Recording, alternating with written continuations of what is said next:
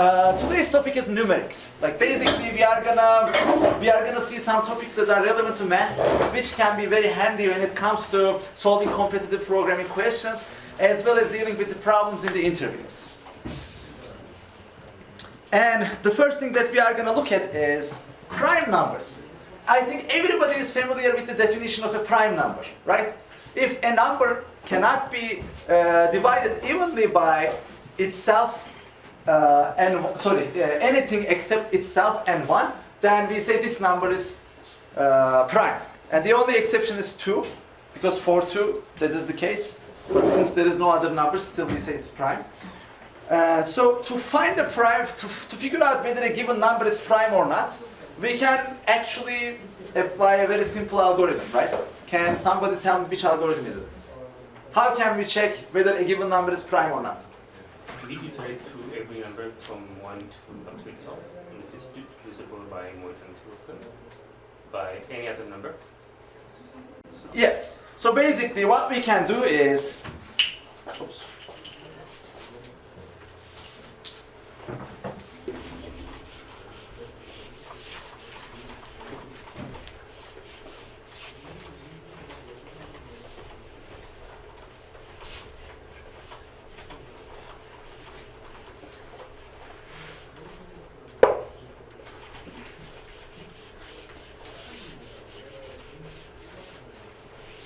Like we can have one for loop.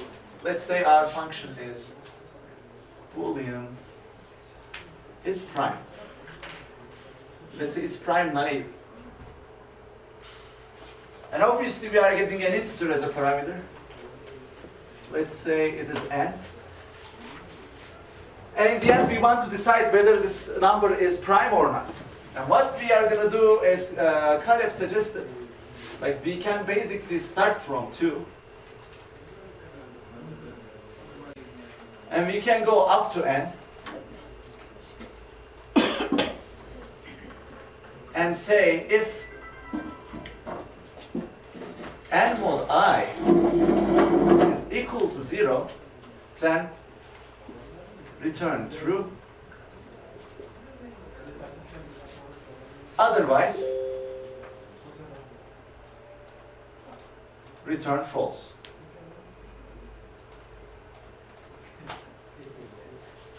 So, this algorithm would work, right? Okay. Is there anything that looks a little bit inefficient here? Like, is there something that we can do a little faster? Yes. We can go until n over 2, so we can eliminate half of the numbers. That's a good one. Asymptotically speaking, it's not going to make any difference, but in practice, it's going to make a difference, right? And in some of the interviews, they might actually care about the practical differences. Like it's just like you should basically know what's happening, right? You should know that it doesn't make any asymptotic difference, but it makes difference in practice. Okay, so now we have a little bit of faster algorithm. Can we do any better? We can do 2 square root of n. We can? 2 square root of n.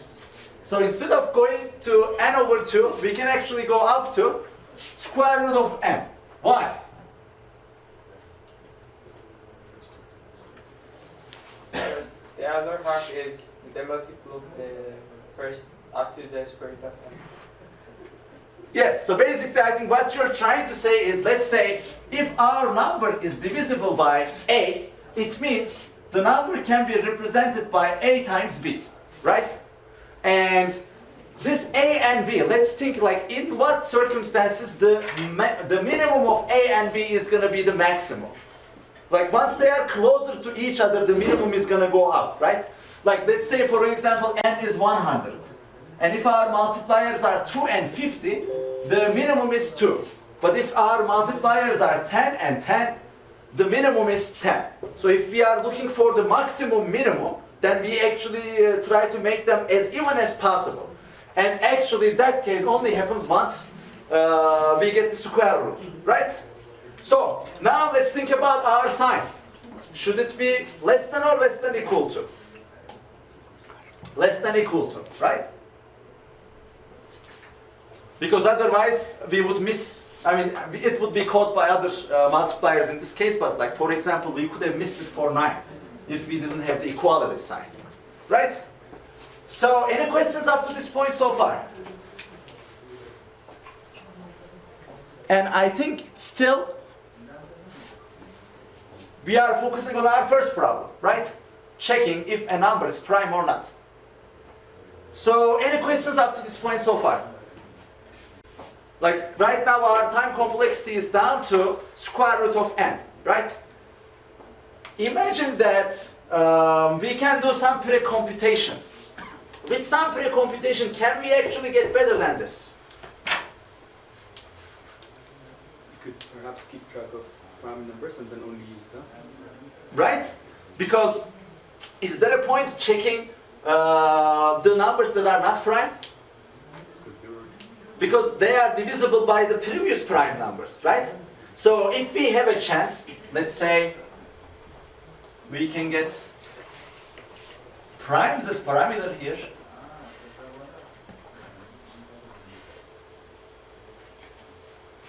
What we can do is, instead of iterating up to square root of n, we can basically iterate on this primes array until we get to an element that is greater than square root of n, right? So let's do that modification.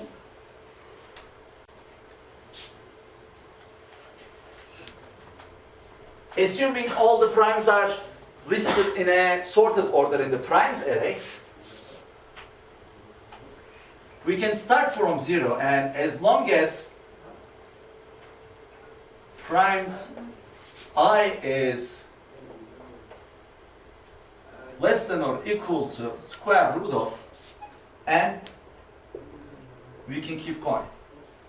And this time we are not going to check the modulo against I, we are going to check it against primes I.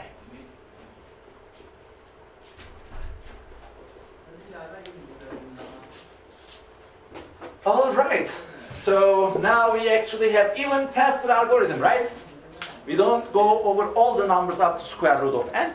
We are only checking the prime ones because the ones that are not prime are divisible by the smaller primes already. So there is no point checking them again and again. If the prime number that was dividing that number is not dividing this number evenly, then there is no way that number can, or all the primes are not dividing it evenly, then that number is not going to divide it evenly either. Cool. So I think we get to a very optimal algorithm at this point. But now we have a new task. We added a new parameter here, right? So we have to fill this up. How are we going to calculate these primes? Now that we have this function, but we cannot use this function anymore, right? And it's not naive anymore, so let's also delete this part.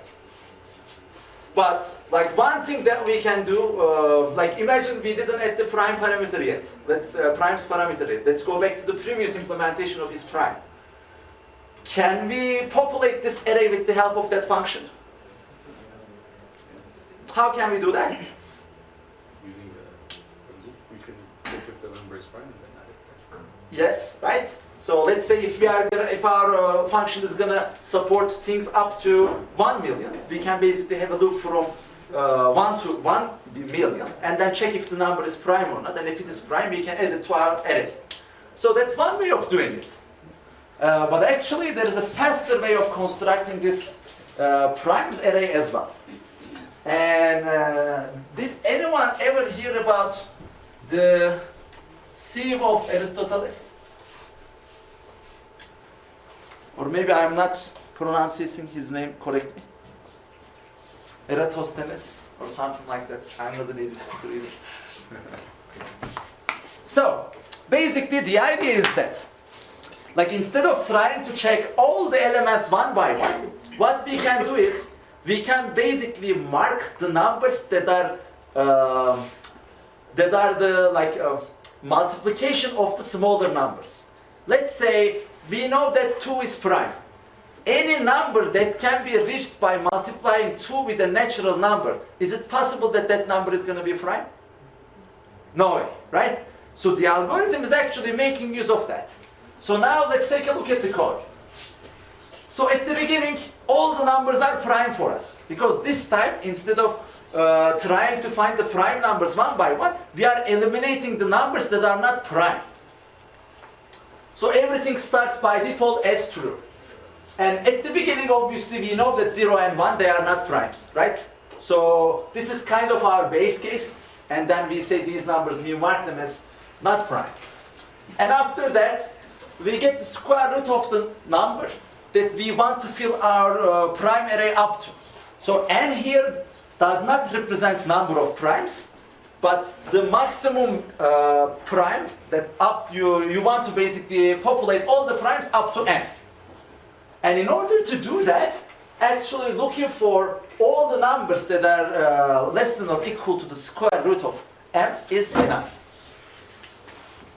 And now let's look at the algorithm, how it works. So we start from 2. And then we check if this number is prime or not. Like the reason we do this check is actually to make things faster. If a number is not prime, it means it is already marked by a smaller prime before, right? So that's why, is there a point in checking its multiples and marking them as not prime? No, like you can think of this as after marking multiples of 2, do we have to mark multiples of 4? No, they are already marked by 2. So that's why we have this check over here, to make things a little bit faster, basically. And inside, what we are doing is, so we start from the square of this number, here as you see. K is equal to I times I. And then we continue until our limit, and then we keep increasing it by I. So can someone tell me why we are starting from I times I, but not I? Because we don't want to remove I. What's that? Because we don't want to remove I, and then we just want to remove its multiples. Yes, but we also don't start I times 2. It starts from I square. Yes? So we avoid the stuff we already marked before. For example, 4 times 2 has already been marked by 2 times 4. So Yes. we want to go back there. Yes, like basically we are making use of the first elimination that we have seen. So if n is not a prime, it means it is a times, it can be represented as a times b, right? And for the numbers that are smaller than the square of a, if n is multiple of those, like one of the multiples is going to be greater than the square root, but the other multiple is going to be smaller than the square root. So that's why, with the help of that smaller than the square root multiplier, we would have marked this number. So that's why we don't have to start from I times 2. It's okay to start from I square. Because all the smaller non-primes are marked with the help of the smaller multiplier. Is this clear? Like even in such a short amount of code, like there are some prunings and improvements that we can apply, right? I mean here, obviously not applying this if condition and starting from 2 is going to make our algorithm slower. And I want you to test this, like actually see how much of an improvement we get by such kind of prunings, okay? Because the reason I want you to see is that such kind of things can actually matter a lot in practice. Like asymptotically speaking, maybe it's not going to make any difference. But in practice, such kind of prunings can actually make things way faster. So, any questions up to this point so far? Yes.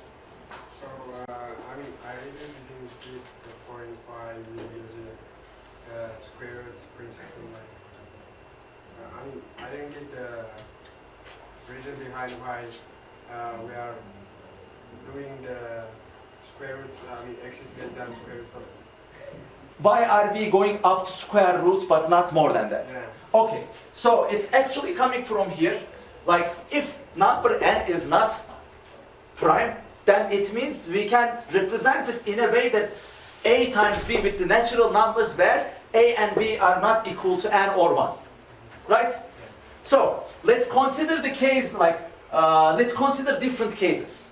So in order to maximize the minimum of a and b, because like if we just check the minimum one, that would be okay, right? Like our example was 100. Like we can write 100 as 2 times 50, At the same time, we can write 100 as 10 times 10, right? So in the case of 2 times 50, if I check by 2, then I will be able to tell that 100 is not prime, right? So basically what I really care is the smaller multiplier. Because there is no point going up to the larger multiplier. Because with the help of the smaller multiplier, I would be able to mark that number as not prime anyways. Okay? So, now that we know that our focus is the smaller multiplier, let's see what is the maximum value of the smaller multiplier. So, the maximum value we can get is, for the smaller one, is when these two numbers are equal, right? So in the case of 100, when we are testing 10, we get the smaller number maximum, okay?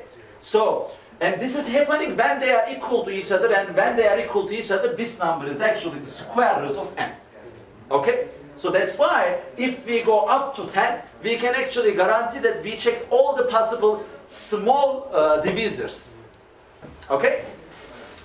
Any other questions? Cool. Then let's continue with the next topic. So, are you guys familiar with the term greatest common divisor? It's actually very self-explanatory, right? So we are given two numbers, and we are trying to find a number that divides them evenly, like which number is the greatest that divides them evenly. So, let's continue with an example. Let's say we have 130. So for this example, I think they are both divisible by 10, right? And is there anything that is higher? This is not divisible by 15, this is not divisible by 20. I think 10 is the answer for these two numbers. So, again, as in the case of the prime number check, can you come up with a simple, naive algorithm? Like, how can we find the greatest common divisor? Anybody?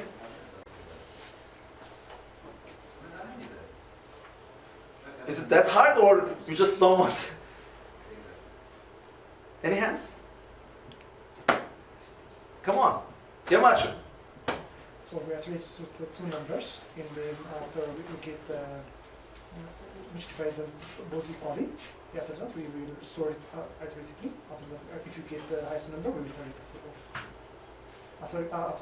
After reaching the smallest number, and we iterate through the numbers, when we get That divides them both? rows, we will return. We return that. Yeah.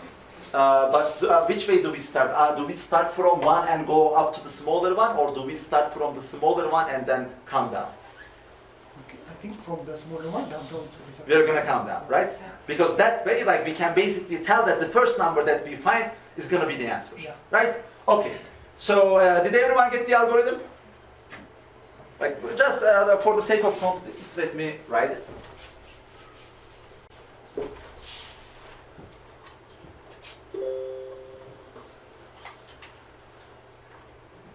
We have A and B. And then we start from the smaller one.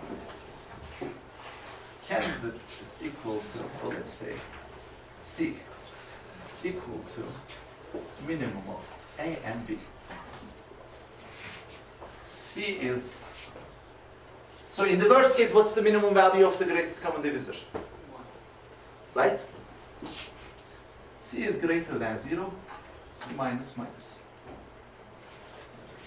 If A mod C is equal to 0 and B mod C is equal to 0, then return C.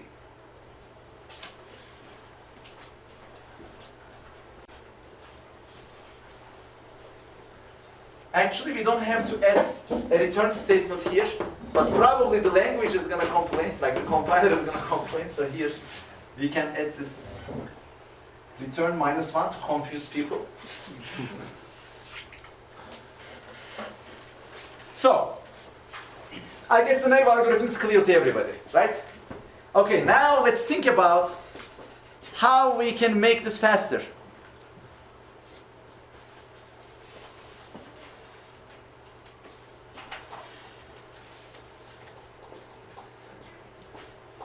Like, let's take a look at here. We actually have a hint here.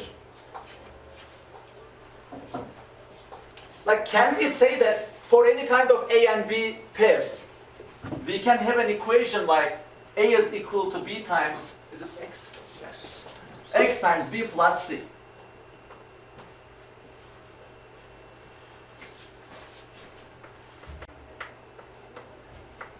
Yes. Right? So, the second question is, like basically here what we are doing is we basically divide A by B, and then X is our divisor, and then we have here C. I guess like you guys are representing division in a different way, right? But is it okay? I think you are able to follow, right? Okay. So I forgot your representation way. This is how we do it. So, okay. So now let's think about this. So this basically means that the remainder of this division is C, right? And A is equal to X times B. So now let's focus on these numbers. If we are talking about the greatest common divisor, would that greatest common divisor divide X times B evenly? Right? Because I mean it has to divide B, otherwise it cannot be greatest common divisor. So if this part is evenly divided, then we know that the mod, let's say now I use C here, let's say the result is greatest common divisor is GCD. We know that X times B mod GCD is equal to 0, right? So now let's think about the summation here. The summation is A.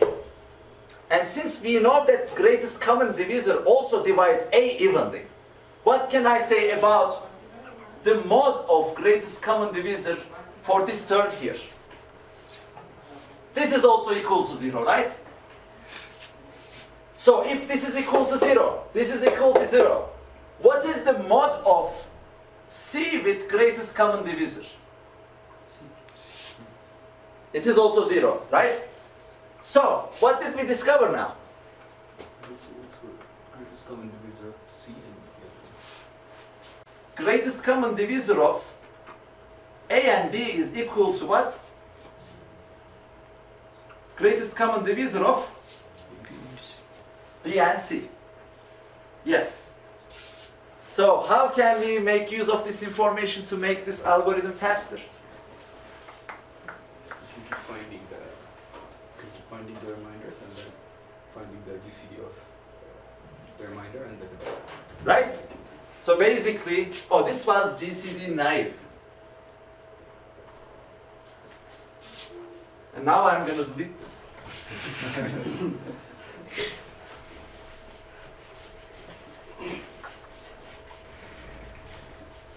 And here basically we are going to say, so what's going to be our base case? When are we going to stop? If A mod B is equal to 0, then what can I say?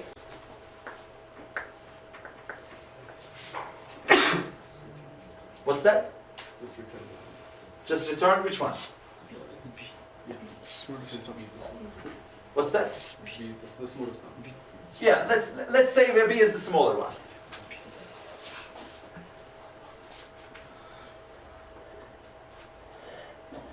I mean, if B is the greater one, there is no way it's going to be 0, right? So I think this check is safe in both cases. And if that is not the case, then what we are going to return? Like basically, we are going to get the remainder, and we can get the remainder with the mod operation, right?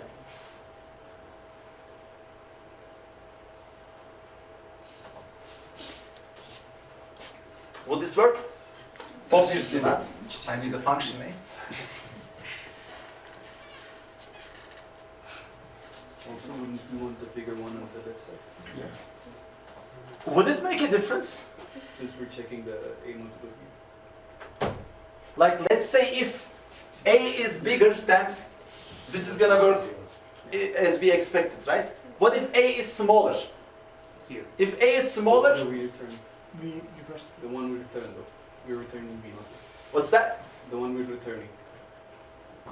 No, and the base case. Would it not make a difference if A and B have shifted Here. different cases? Yeah. So that's why we actually, or alternatively, we can change the parameters here, right?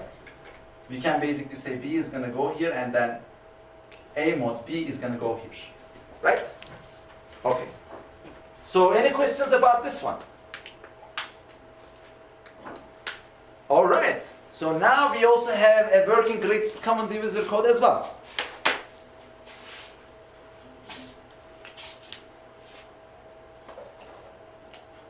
And here actually in this code, it used another AND condition.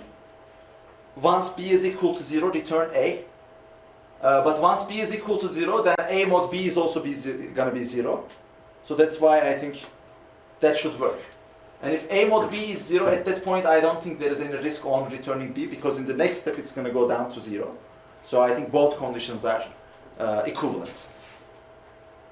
But maybe mod operation might be a little, we are actually getting the mod anyway, so we can do it. We can basically apply the mod operation here and say mod is equal to A mod B, and then just use mod here, just to avoid calculating the same thing 2 times. Okay? So depending on how many times we are going to call this function, even such kind of an improvement can make a difference. But for that, like, you have to call this maybe billions of times. So, okay. So after greatest common divisor, now we get to the lowest common multiple. I guess you guys are also familiar with the definition of lowest common multiple as well, right? So basically this time we are given 2 numbers A and B, and we are looking for the smallest number which can be evenly divided by both A and B. And for this one actually, since we have the greatest common divisor anyways, there is one nice property, like basically the multiplication of these 2 numbers is equal to multiplication of greatest common divisor and lowest common multiplier, or lowest common multiple. Why is that?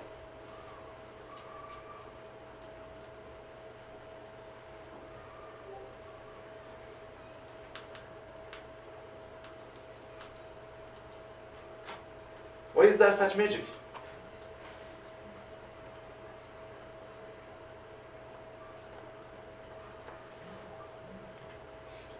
Okay, now you have an homework for the vacation.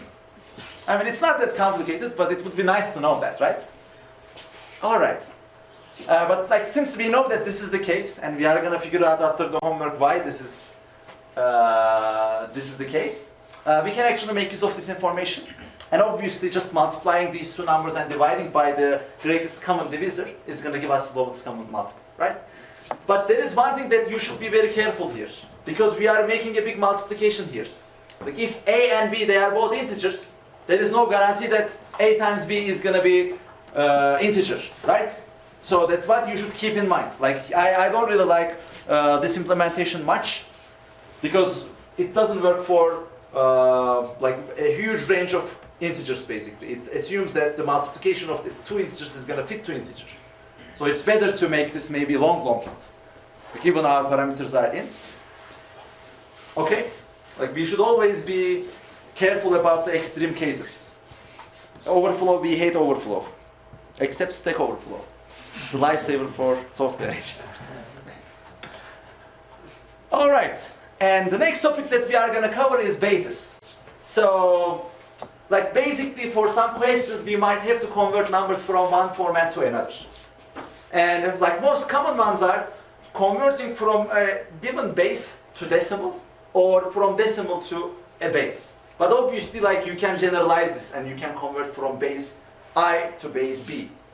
Base A to base B. And now let's think about it. Have you guys ever done this number conversions before? Probably you did, right? How can we do that? Can someone just quickly summarize the first one? Any hands? We need more volunteers, guys, come on.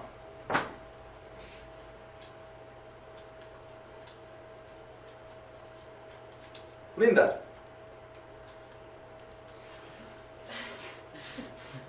Yes. From B to decimal? Yes.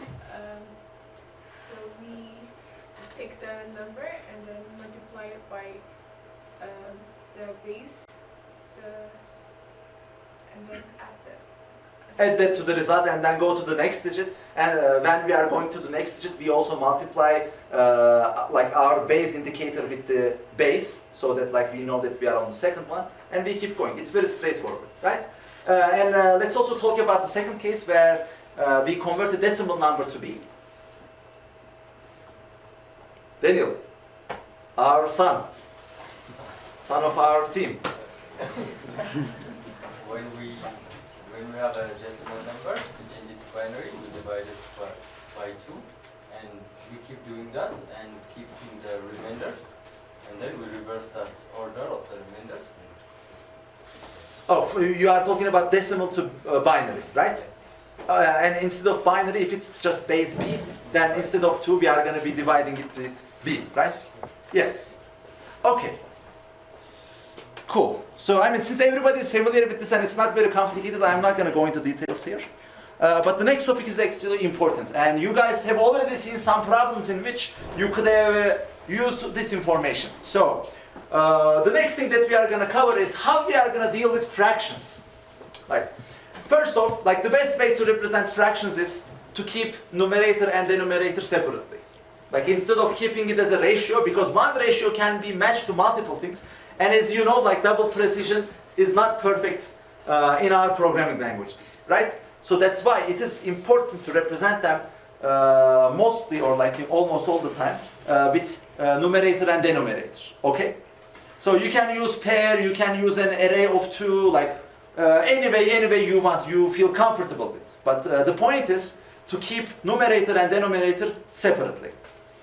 So now let's take a look at some operations. The first operation we are going to cover is multiplication.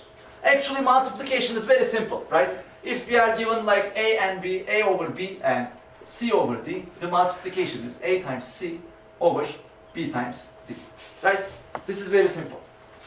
But there is one thing that we should be careful with, which is we are doing multiplication again here, right? If everything is integer, there is no guarantee that the multiplication is going to fit to integer. So you should be aware of the risk of overflow, okay? But rather than that, there is nothing to worry about. So the second operation is a little bit trickier. When we want to do summation, we can actually make use of the previous functions that we defined, right? So in order to be able to sum the numerators, we need to have the same denominator, right? And with the help of lowest common multiple function, we can basically find the lowest possible denominator that both fractions can be converted into. And with the help of that, we just do basic summation operation. So let's take a look here. Like first we get the lowest common multiple of A1 and B1. A1 and B1 are the denominators. And after that, we say the new fraction that we want is denominator over A1 times A0 plus denominator over B1 times B0. Like there is basically a little bit of basic algebra here to get these formulas. You don't have to get the formulas. Once you get the lowest common multiple, like the idea is very simple, right? So if it was AB over CD, like how would we do it in a naive way? We would do it like B times A plus C times B over BD, right? But the thing is, in this way, this is not going to be in the form of the most reduced form, right? So, another thing that we should be careful with when it comes to fractions is that most of the time, almost all the time, there is no point in not keeping them in the most reduced form. Meaning, like if there is a common divisor between the numerator and denominator, then we want to basically divide them and keep it in the simplest form. For example, if we are dealing with 5 over 10, instead of representing it as 5 over 10, it's better to keep it as 1 over 2. Like there is also another value here. When we apply such operations, we have the risk of overflow, right? And if we keep everything in the simplest form, then things are going to be easier. And the second point is, in competitive programming problems, most of the time we want to have a unique result, because then it's easier to check. Like if you don't have a unique result, you have to write a program to control whether the given numbers are correct or not. But if you have a unique result, you can just say diff, right? It's going to be easier to check. So that's why in many of the competitive programming problems, you are going to have a unique result. And when it comes to fraction problems, in order to get the unique result, everything has to be represented in the simplest form. Okay? So the next operation we are going to take a look at is reduction. So, and for reduction, again, it's a very simple operation with the help of the functions that we defined before, right?